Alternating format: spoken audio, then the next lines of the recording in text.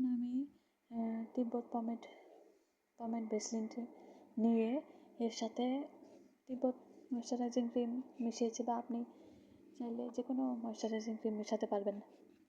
2-3 চামচ নিয়েছি ক্রিম, যতটুকু পরিমাণ মতো ক্রিম নিয়ে যে কোনো ময়শ্চারাইজিং ক্রিম বা লোশনও নেওয়া যাবে, নিয়ে আপনি মেশাবেন।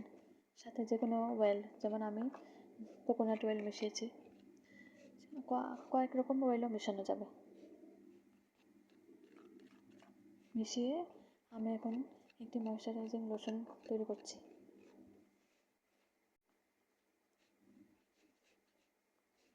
এই লোশনটি ব্যবহারে হাত পা বা শরীরের যে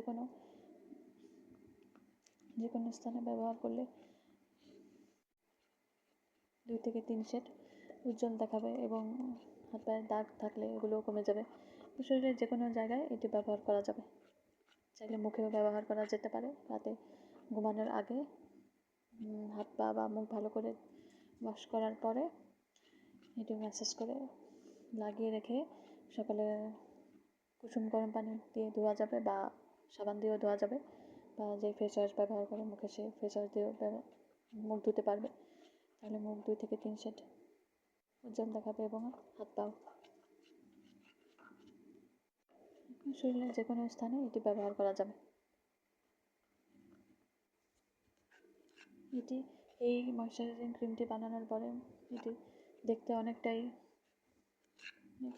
সুন্দর দেখাবে, যেহেতু তিব্বত পমেডের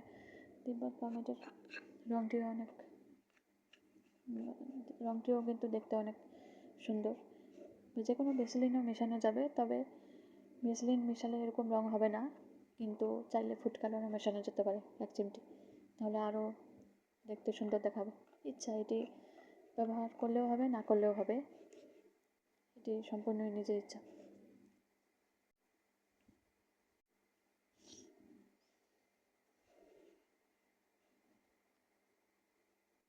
শীতকালের জন্য এটি ভালো। এমনিও হাত পা অনেক রুক্ষ হয়ে যায়, দেখতে অনেক কালচে লাগে। শীতকালে হাত পা কালচে লাগে দেখতে অনেক। শীতকালের জন্য এটি বেশি ভালো, তবে এটা যে কোনো ঋতুতেই ব্যবহার করা যাবে, শীতকালের জন্যই বেশি ভালো।